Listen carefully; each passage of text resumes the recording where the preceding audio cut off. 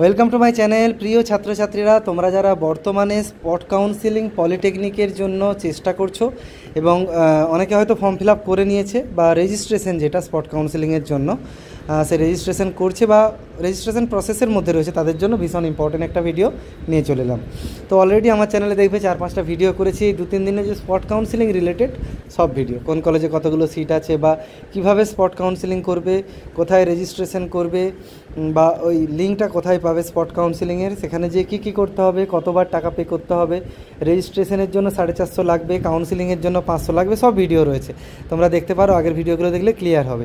এবার দেখো, অনেকের কি ডকুমেন্টস নিয়ে যাবে সেটা বুঝতে পারছে না, কিন্তু এখান থেকে এই যে 450 টাকা তুমি পে করলে বা কাউন্সিলিং ফিজ 500 টাকা পে করলে, এরপর কিন্তু অনেকে বলছে যে কিছু পিডিএফ পাচ্ছি না যেটা নিয়ে যাব, ঠিক আছে, কোনো অ্যাকনোলেজমেন্ট স্লিপ বা কাউন্সিলিং স্লিপ কিছু পাচ্ছে না। এটা কিন্তু পাওয়া যাবে। তোমরা 450 টাকা দিলে হবে না, তারপরে কাউন্সিলিং ফিজ 500 টাকা দিয়ে আরেকবার টাকা পেমেন্ট করতে হবে। সেটার পর তোমাদের কিন্তু একটা ডাউনলোড অপশান আসবে, একটা স্পট কাউন্সিলিংয়ের জন্য চালানের মতো একটা আসবে, সেখানে তোমাদের নাম ইনফরমেশানগুলো থাকবে, সেটা আমি দেখিয়ে দিচ্ছি। সেটা কিন্তু অবশ্যই কলেজে নিয়ে যেতে হবে, এটাই কিন্তু কাউন্সিলিংয়ের লাস্ট স্টেপ।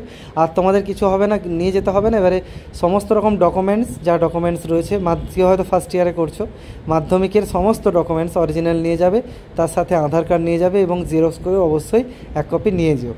তো এবং দেখো, এই ফর্মটা তোমরা কিন্তু পাবে ওখানে, এটা একটা ক্যান্ডিডেটের ফর্ম, এরকম ফর্ম দেখবে। সেখানে তোমার ডেট অফ বার্থ থাকবে, নাম থাকবে, ফোন নাম্বার থাকবে, পার্সেন্টেজগুলো থাকবে, কত কী পেয়েছো, জিমেল আইডি থাকবে, বা কোন কলেজটা চুজ করেছো সেটা থাকবে। এটা কিন্তু নিয়ে যেতে হবে। এবং এখানে দেখতে পাবে 2টো জায়গা ব্ল্যাঙ্ক রয়েছে, এই জায়গাটাতে ছবি একটা অ্যাটাচ করতে হবে এবং তারপর এখানে তোমাদের একটা সিগনেচার অ্যাটাচ করতে হবে, সিগনেচার করতে হবে, ঠিক আছে।